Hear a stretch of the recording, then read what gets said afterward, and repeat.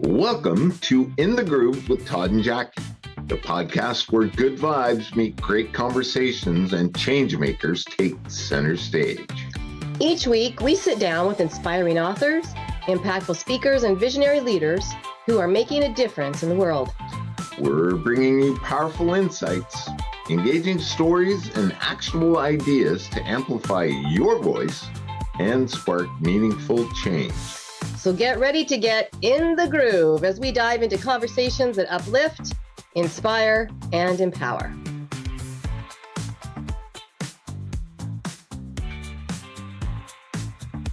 Now, here's Todd and Jackie.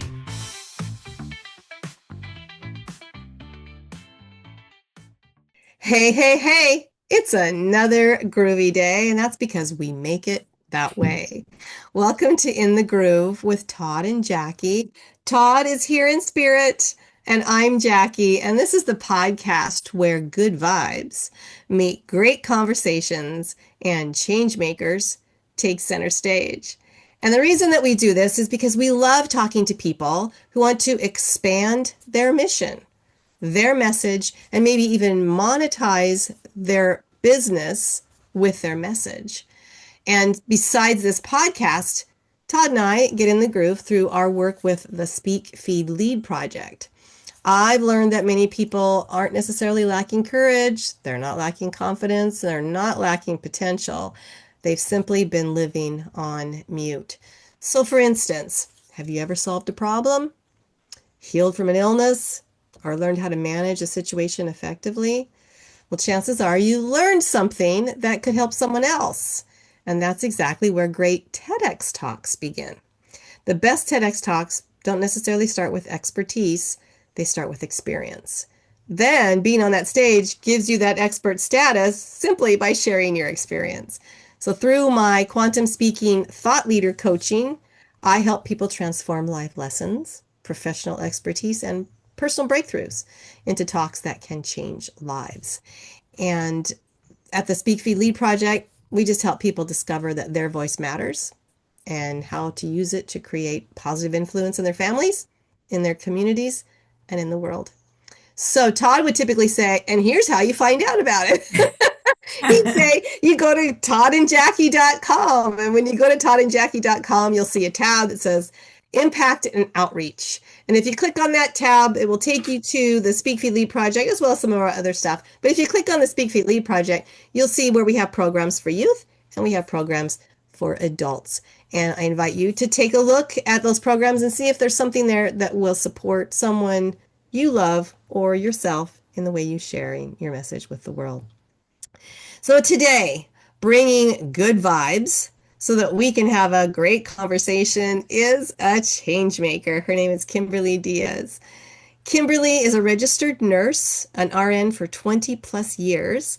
She's also a certified placement specialist, a case manager, a certified end-of-life doula, the founder of Caring Minds, and the co-author of a book titled Impact: Inspiring Stories of How Heart-Centered Entrepreneurs Impact the World.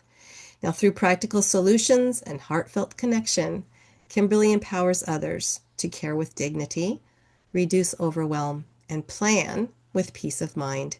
And you can find her at KimberlyDiazRN.com. Kimberly, it is wonderful to have you here. Welcome to In the Groove. Thank you for having me. I'm excited to be here. Well, you're serving families in a lot of important ways. Let me say it that way. Yeah. And so we've got the attention here of our audience that's tuned in, and they are families as well. So what message are you going to help them come away with today after our conversation? I think the biggest message is you don't have to heal your entire childhood to show up with empathy for your parents. Because this gets really hard, and all of that stuff that's gone on for the past how many ever years, depending how old you are, comes up when you're trying to care for your parent.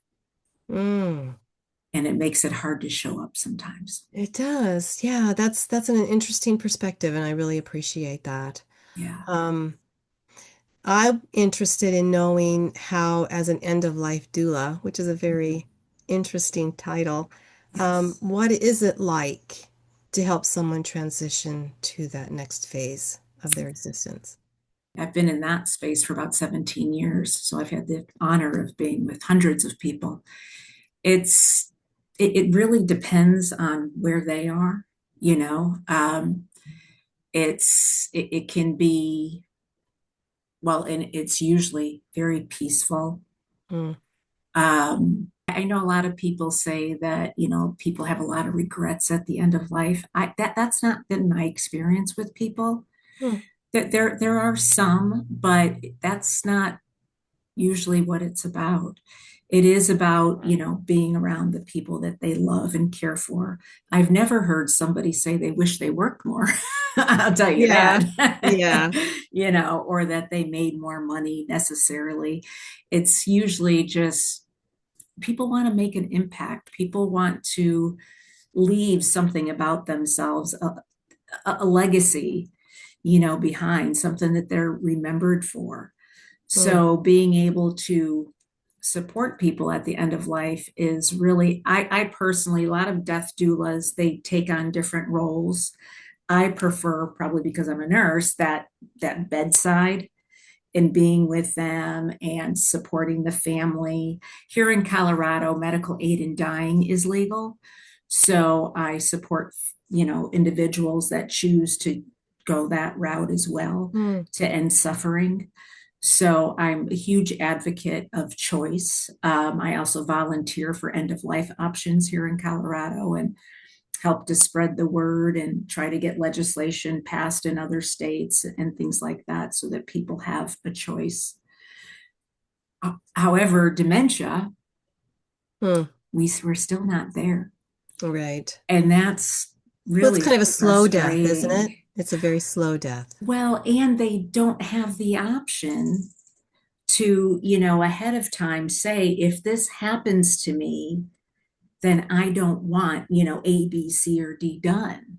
Mm, Unfortunately, at the time you make a decision like that, you have to be competent cognitively, so that somebody with dementia early on that could qualify. Well, they're not ready to die early on. They're they would want to die later on, but then they don't have the competency. yeah. So some clients, I still direct them to Switzerland for things like that. But What's special about Switzerland? Switzerland allows people with dementia to end suffering there. Got it. Okay. So there's, different clinics and different ways and things like that there. I have a client now that her and her husband are going to be going there. They're Hmm. going to do first a big trip, check out everything, and then actually both of them have decided they're going to use medical aid in dying in Switzerland. Wow. Yeah, Wow. Interesting. yeah, So let's back up just a little bit. sure. And I'm wondering if you became a nurse to be able to do this, or were you into nursing and doing that for a while and realized this is where I want to focus my efforts? Yeah, so I became a nurse because of my grandfather. He was a veteran. Um, I remember it like it was yesterday, just being a very young girl and being in Hines Veteran Hospital in Illinois and just seeing the nurses, seeing the vets. Back then, children couldn't go into the room, so we were just kind of out in the common area. And I remember just talking to them and just being intrigued, but yet feeling like I belong here. Hmm. I don't know how to explain it. And so I knew from a very young age that I wanted to be a nurse. But my grandmother, who I watched for decades take care of my grandfather, is the reason I truly then became a nurse and Hmm. stayed one. And it's, my mission now is to support those caregivers, support those family members who give everything of themselves, sometimes literally their lives, because 40% of caregivers of somebody, especially with dementia, die before the person they're caring for. Oh my, really? Yeah. Yes. Wow. And outside of dementia, it's 30%. So I'm supporting the people with dementia, but in how I'm doing it is by supporting those caregivers and helping them with resources and making sure that they're taking care of themselves so they don't literally lose themselves in the process. Hmm. Well, that's easy to do, isn't Oh, it? Because your absolutely. sole focus becomes on the other person. I mean, I can tell you right now, I mean, my audience knows that Todd is normally here, and they know that he's had some health issues and he's just not able to record with me right now. But I'm sort of become the full-time caregiver of him, Yeah. and I have this knee that is killing me. And yet, I just ignore it. I have to ignore it because Todd needs me more than I need, to worry about this knee thing. And it's a simple thing, but it's an example, I think, of how you can just get into ignoring what's going on with you because it Ignoring that seems less shortness of important. breath. Yeah, Yeah. it seems Ignoring less that chest important pain. than the care that you need to give to the other person. But I So, guarantee you, if you asked him, he would want you to get that knee taken care of. yeah, yeah, You know yeah, what I mean? So right. it's finding that balance. Yeah. Wow. Hello, everyone. This is Jackie Bailey of the famous duo In the Groove with Todd and Jackie. I am the founder and director of the Speak Feed Lead Project, a nonprofit.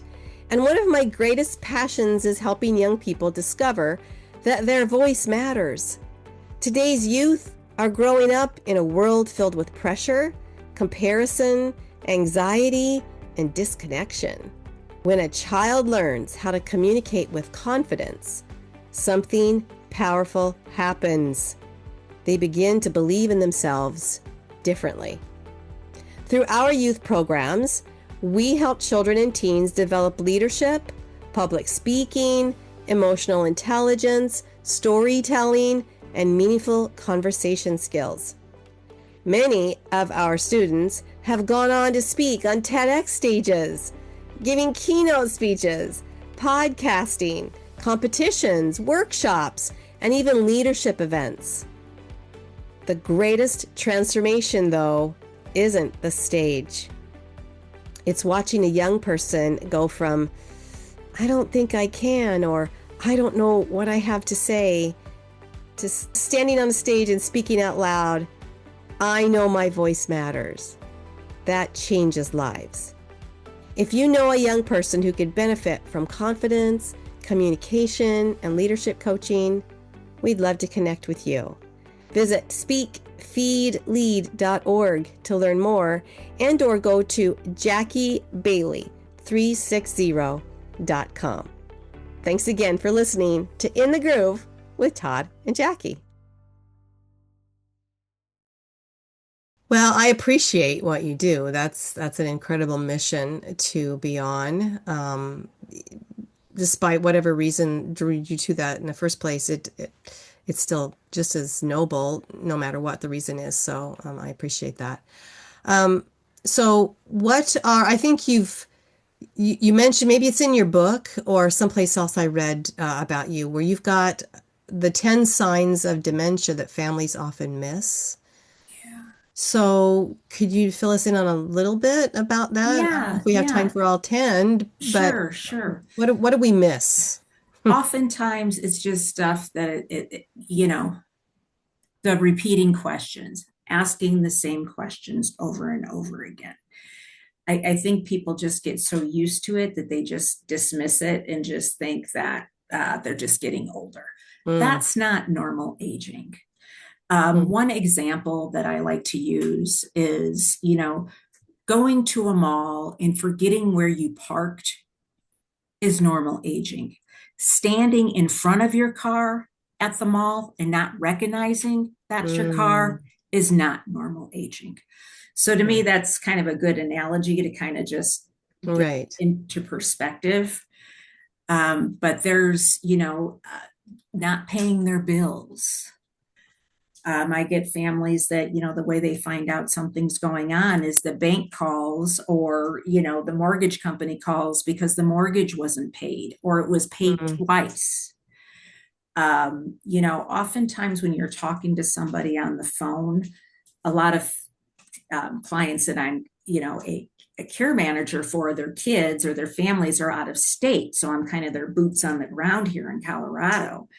And on the phone, they may seem fine. And then they come and visit and they realize, oh, holy crap, they're not fine. The yeah. bills are piling up. The house isn't clean. Their clothes aren't clean. They're not taking care of their hygiene. Just, the medications are missed. There's more falls. There's Hmm. safety concerns.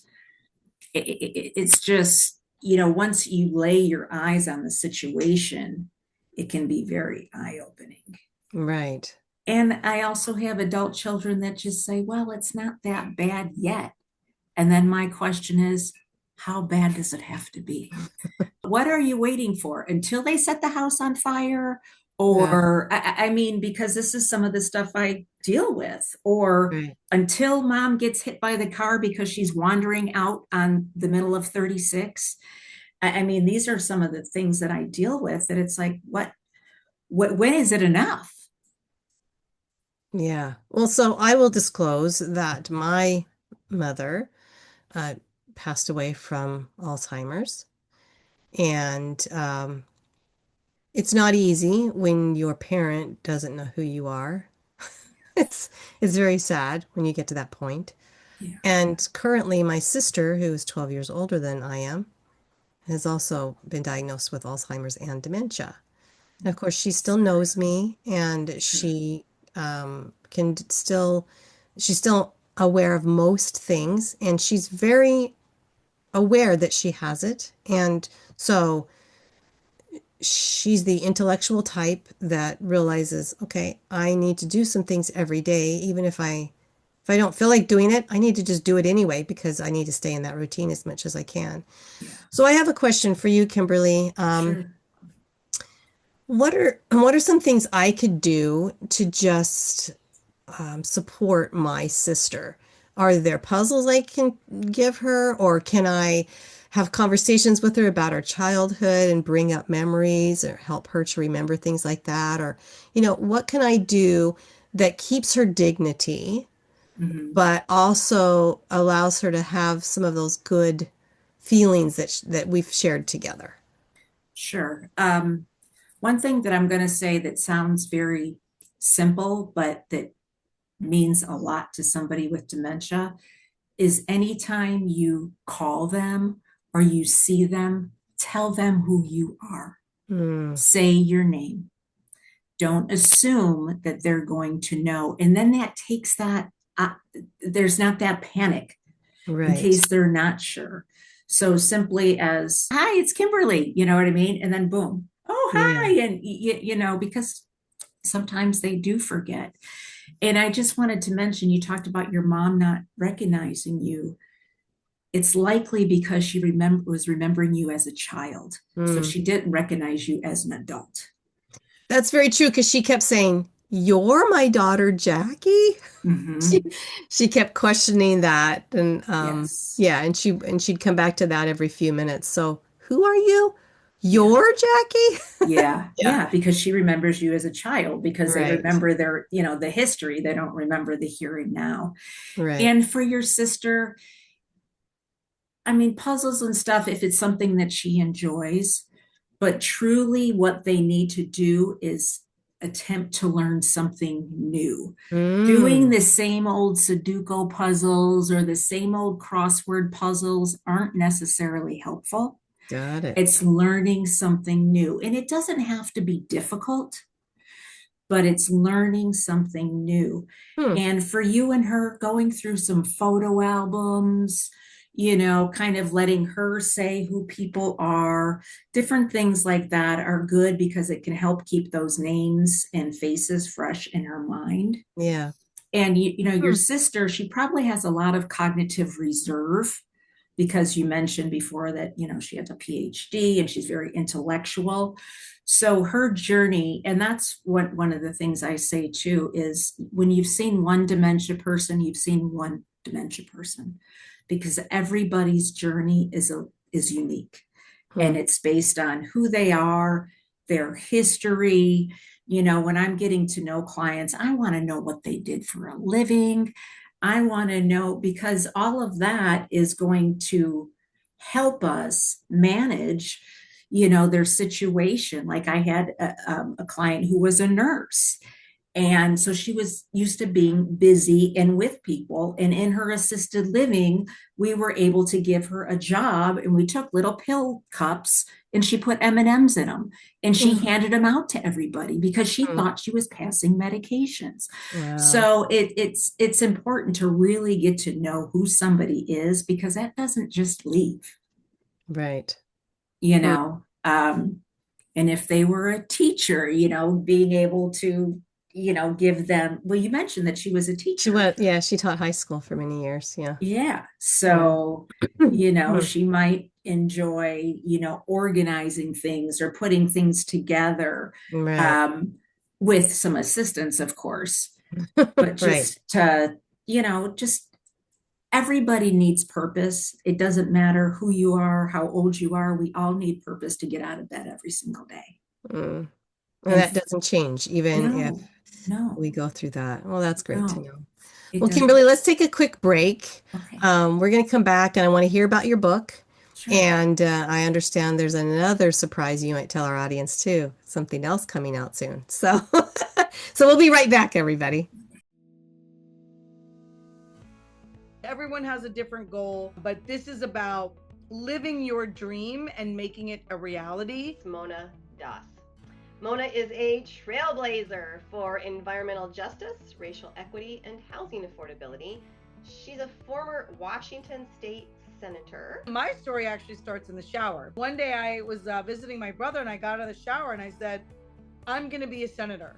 In order for me to have that crazy vision for myself and to know I could do it, I had to see that representation, someone who looked just like me, that has the same background as me. If you face the challenge head on and you ask other people to help, it's a lot easier. So one of the things that I bring to any client conversation that I have with folks is I have a pretty large Rolodex of people that can help. My ideal client is someone who has been trying to make big change, that has run up against obstacles and really needs that next level, needs introductions, needs doors open for them. I have a website, it's monadas.org. Love to connect and see how we can collaborate together.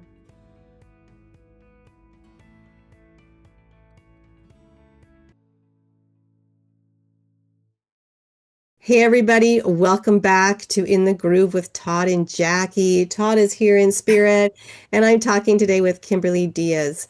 And she is the author of a book. She's been telling us about how she supports families when another family member is going through dementia, or an end-of-life scenario, and the ways that she supports family members to support their families. And I just think that's so cool. But she also is an author of a book. So Kimberly, tell us about your book, where they can find it, what it's about. And I understand you have an announcement you want to maybe break here too. Yeah. So the book, it was, there's, several of us in there that are entrepreneurs, heart-centered. And my particular chapter, my 700 words, are really about my grandmother, Millie, and our relationship and how that made me who I am today. It's going to be tearful. She was my person. My parents were both very young when they had me. And my grandma was really that kind of first adult in my life and my inspiration for everything. So that was my story about her and how it was just, I knew what I wanted to write about. And then when it started, it just flowed. Yeah. It just flowed. How did she pass away? She just got sick. She wasn't feeling well. She went really quick. I think she did that for my mom's sake, because my mom Mm. kind of stepped into that caregiving role for my grandmother. And she wound up with renal failure and just took this. It was like she got sick, and a couple weeks later, she was gone. Wow. Yeah. Wow. And how old were you when that happened? Gosh, that was probably, I was thinking about that the other day. That was over 20 years ago. So I was in my 30s. Yeah. Yeah, because I'm Wow. 57 now. Yeah. That's a pivotal time to lose someone that has made such an impact on your life. Yeah. Yeah. Wow. Sure was. Sure was. Okay, well, where can they find that book? Is it on Amazon? It is. It's an Amazon bestseller. So it's on Amazon. And remind us of the name. Do you have a copy of the book you can hold up or? I do. Yeah. Let me Oh, grab it. beautiful. There we are. Okay. Yes. Awesome. Yes. Great. So it's a compilation book. Yes. And Yes. so there's lots of wonderful stories in there. Yep. And it's called Impact: Inspiring Stories on How Heart-Centered Entrepreneurs Impact the World. Mm. And then you've been inspired to write your own book. Am I correct? Yes. Yes. Yeah. Yes. Tell us about that, Yes. how the idea came about and what's the direction the book is taking.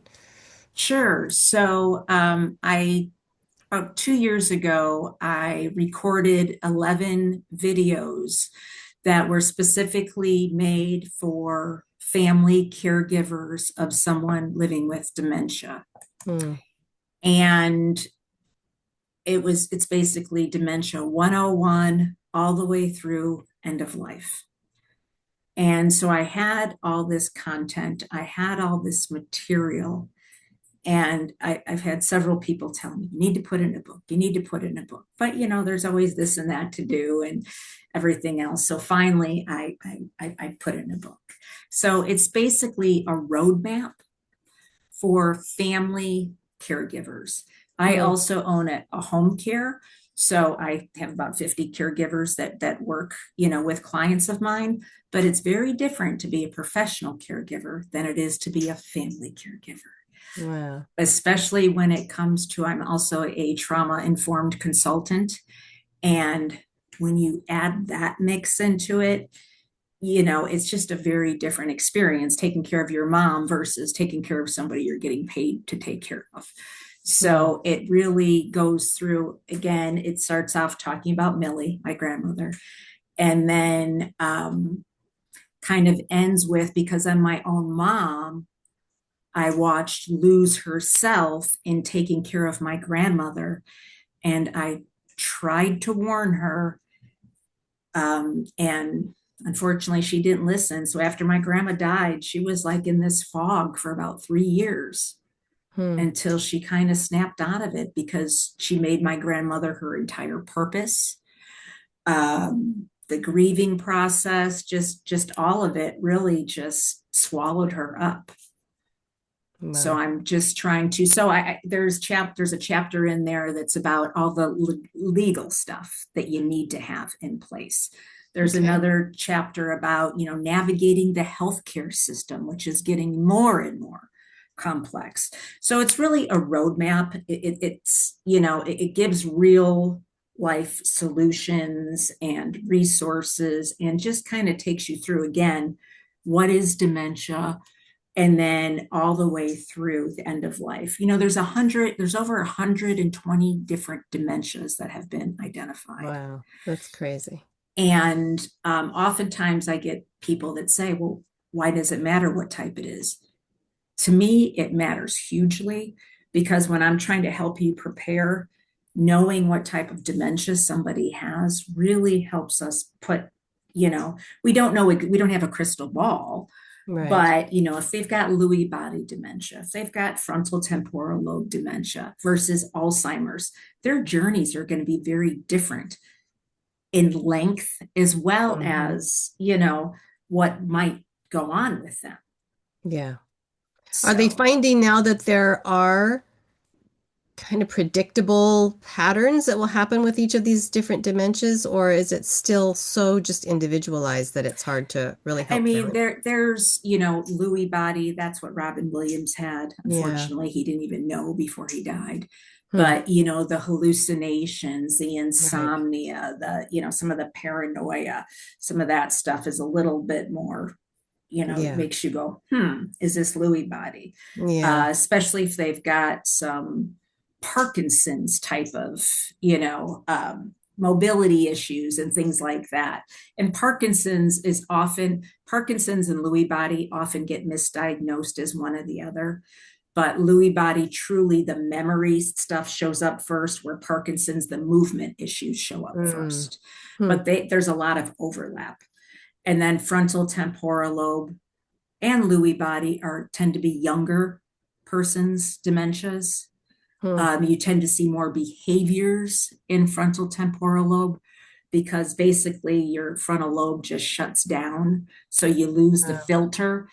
You lose that ability to see something from somebody else's point of view. Sometimes they come across as very harsh. Yeah. And like they don't care, just apathetic.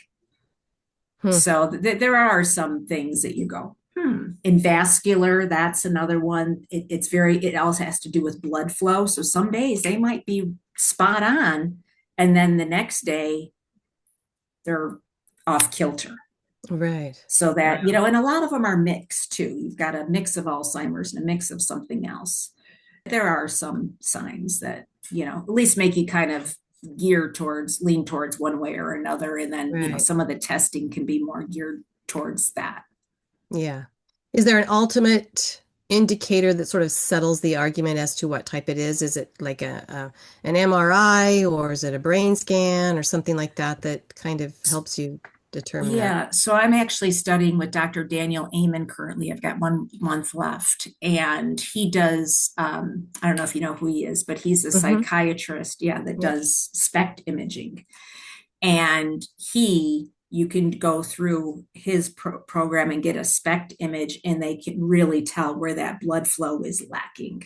And depending on the part of the brain, of course, you go through an intake as well, because it's not just that, but between, the narrative and then looking at the brain, they can usually narrow it down. Yeah. And there is, for Alzheimer's, there is a blood work that you can get done now once you're over 55 that will tell you your chances of getting dementia. And it's about 97% accurate. Wow. That's incredible. Yeah. Some people are like, I don't want to know. But exactly. I was just going to say, I don't know if I want to know or not. But, it's sometimes it can help you with planning and, different things like that. If you need to get that life insurance policy.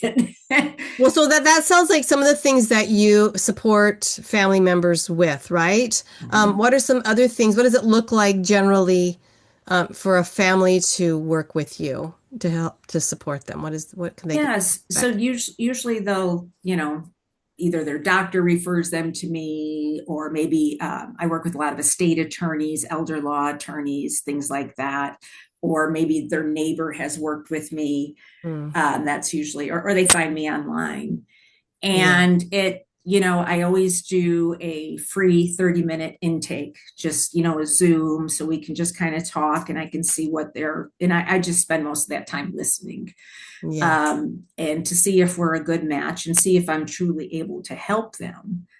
And then if I am, there's different levels that people can, I've got some people that I see monthly and I see all the time. And I've got others that just kind of, there's something new going on with mom now. Can we do a check-in, and can you help me with this? Sometimes people with dementia get very fixated on money. One of the solutions I found was a company that makes money for the films. So it looks just like real money. It smells like real money. And it's really hard to tell that it's not real money. But that's been a solution for several, because they're used to having that money in their wallet.